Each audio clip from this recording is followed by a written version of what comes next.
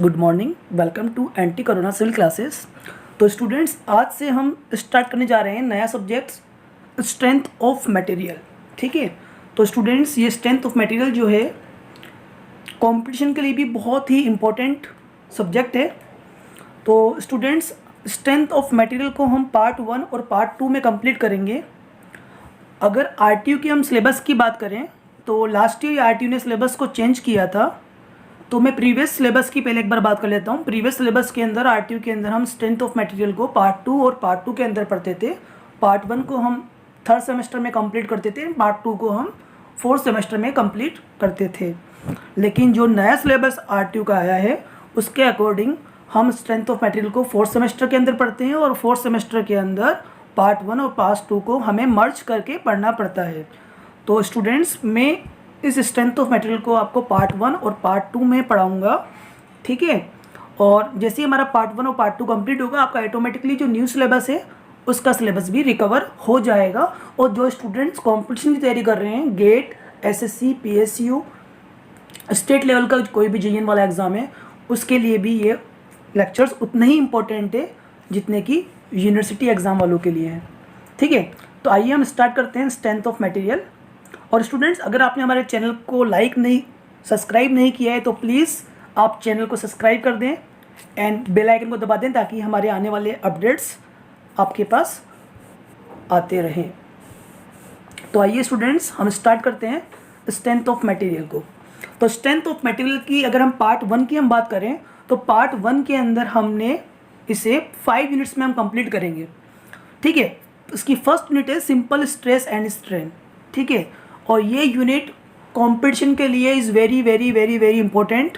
ठीक है, और यूनिट 2 की हम बात करें तो उसमें हम कंपाउंड स्ट्रेस, मतलब एक बीम के अंदर जब डबल स्ट्रेस आएंगे तब उस पर इफेक्ट क्या पड़ेगा। ठीक है, तब उस पर स्ट्रेस की वैल्यू क्या आएगी, तब उस पर मेजर प्रिंसिपल स्ट्रेस क्या आएगा, माइनर प्रिंसिपल स्ट्रेस क्या आएगा, ये सभी डील करेंगे।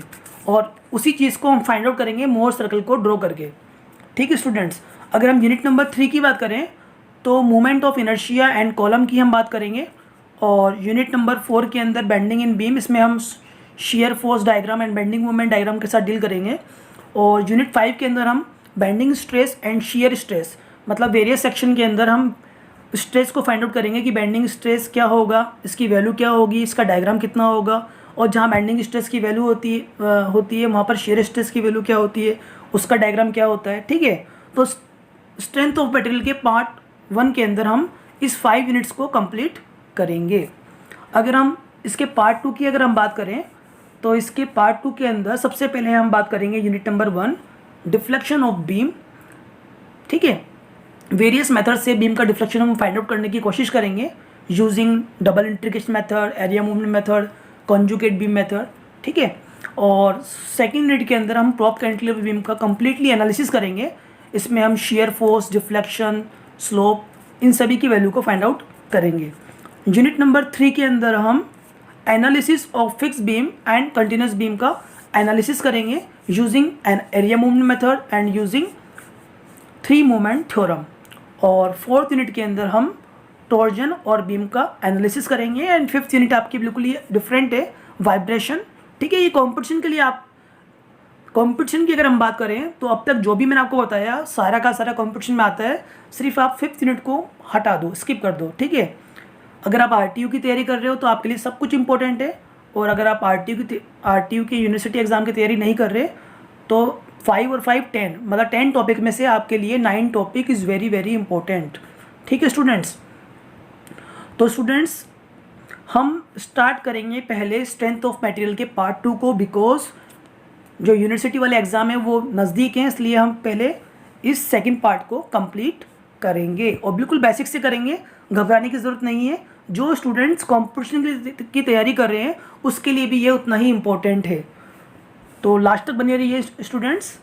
तो आइए हम स्टार्ट करते हैं स्ट्रेंथ ऑफ मटेरियल का पार्ट 2 और इसकी unit number 1 deflection of beam. तो देखिए स्टूडेंट्स, हम बीम के डिफ्लेक्शन को फाइंड आउट करेंगे 4 मेथड के थ्रू।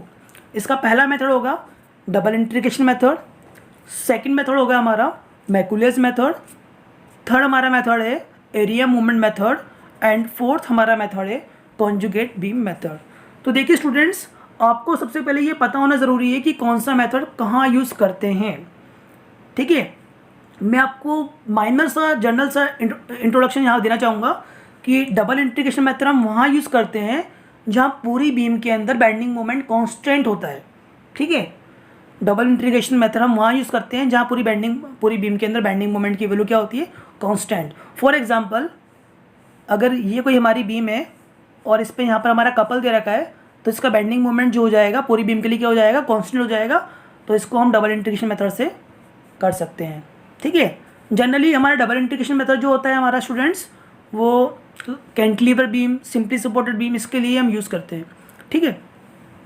अगर हम बात करें मैकुलेज मेथड की, तो मैकुलेज मेथड स्टूडेंट्स हम वहाँ यूज़ करते हैं जहाँ बेंडिंग मोमेंट की वैल्यू एक पॉइंट से दूसरे पॉइंट के बीच में चेंज होती है, ठीक है। मैकुलेज मेथड हम वहाँ यूज़ करते हैं जहाँ बेंडिंग मोमेंट की वैल्यू एक पॉइंट से दूसरे पॉइंट के बीच में चेंज होती है, या फिर हम ऐसे भी बोल सकते हैं जहाँ जिस बीम के अंदर भी हमें मल्टीपल लोडिंग दे रखी होगी वहाँ मैकुले मेथड को यूज़ कर सकते हैं। जैसे फॉर एग्जांपल, ये कोई हमें कैंटिलीवर बीम दे रखी है और अगर इस पर मल्टीपल लोडिंग हमें दे रखी है तो हर पॉइंट पे बेंडिंग मोमेंट हमारा यहाँ चेंज हो रहा है, तो उसके लिए हम मैकुले मेथड को यूज़ कर सकते हैं। अगर हम बात करें स्टूडेंट्स एरिया मूवमेंट मेथड की, तो हाँ स्टूडेंट्स, एक चीज़ और, Macaulay's method is the improvement of the double integration method. Macaulay's method जो है डबल इंटीग्रेशन मेथड का इम्प्रूवमेंट होता है, मतलब जहाँ पर भी डबल इंटीग्रेशन मेथड हमारा फेल हो जाता है वहाँ हम कौन सा मेथड को अप्लाई करते हैं, मैकुलेज मेथड, ठीक है।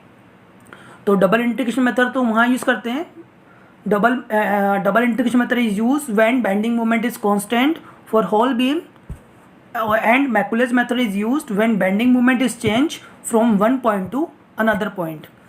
अगर हम बात करें एरिया मूवमेंट मेथड की, तो एरिया मूवमेंट मेथड जो होता है वो मैकुलेज का भी इम्प्रूवमेंट होता है, ठीक है। एरिया मूवमेंट मेथड हम वहाँ यूज़ करेंगे जहाँ मैकुलेज मेथड फेल हो जाएगा, ठीक है।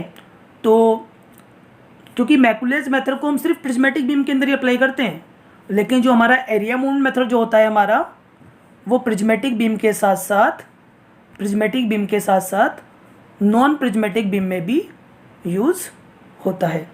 अब आपके दिमाग में सबसे पहले ये क्वेश्चन आएगा कि प्रिज्मेटिक बीम होती क्या है और नॉन प्रिज्मेटिक बीम होती क्या है।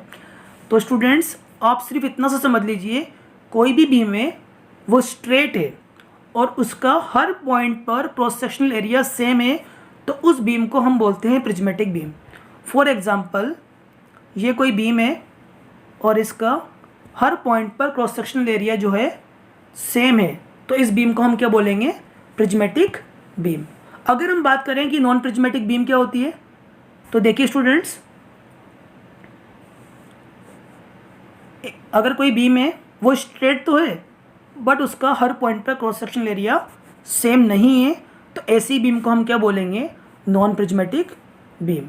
तो देखिए स्टूडेंट्स, जो हमारा मैकुलेज मेथड होता है वो हमारा प्रिज्मेटिक बीम में तो अप्लाई होता है बट नॉन प्रिज्मेटिक बीम में फेल हो जाता है। तो नॉन प्रिज्मेटिक बीम का डिफ्लेक्शन और स्लोप निकालने के लिए हम यूज़ करते हैं एरिया मूवमेंट मेथड। और लास्ट हमारा है कॉन्जुगेट बीम मेथड। तो conjugate beam method area movement method का भी इम्प्रूवमेंट है, इसको हम तब यूज़ करेंगे, देखिए एरिया मूवमेंट मेथड तब फेल होता है जब बीच में कोई इंटरनल हिंज बीम में दे रखी होती है। तो जब किसी बीम के अंदर बीच में इंटरनल हिंज प्रजेंट होगी तब हमारा कॉन्जुगेट, तब उसके अंदर हम बेंडिंग स्ट्रेस, उसके अंदर हम स्लोप एंड डिफ्लेक्शन को जो फाइंड आउट करेंगे using the conjugate beam method is very easily find out हो जाएगा। तो मैं आपको एक बार फिर बता देता हूँ, double integration method is used when bending moment is constant for whole beam. It is only applicable for the prismatic beam. Macaulay's की अगर हम बात करें तो Macaulay's method is the improvement of the double integration method. Macaulay method is the improvement of the double integration method. It is used when bending moment is changed from one point to another point. और अगर हम area movement method की बात करें तो it is used for prismatic beam as well as non-prismatic beam. It is most suitable when one end is fixed, and it is most suitable when area and center of gravity are easily find out. And conjugate beam method it is more suitable when internal hinge is present in the beam. तो I hope आपको हमारा strength of material का part 2 की जो first unit है deflection of beam, उसका basic introduction समझ आ गया होगा। इसके अंदर में कौन कौन से मेथड पढ़ने हैं और किस मेथड का क्या रोल है, क्या प्रिंसिपल है, वो समझ आ गया होगा। तो नेक्स्ट चैप्टर के अंदर इसी चैप्टर को हम डिटेल से पढ़ेंगे। Thank you so much for watching this video.